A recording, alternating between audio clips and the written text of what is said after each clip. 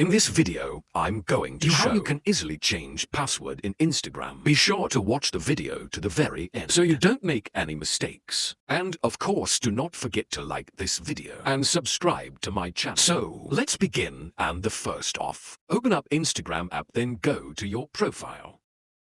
Hit at menu icon and select settings. On settings, stop at security.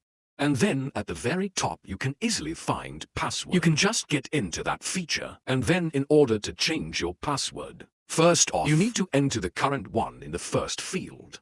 And once you did that, you need to enter new password right here and then confirm it. Your password must be at least 6 and should include a combination of numbers, letters, and special characters. And once you're done with that, hit a safe after that. Your password will be changed. Now you can write down in the comments if you have any questions about that tutorial. Hit the like button if you like that video, and see you in the next one.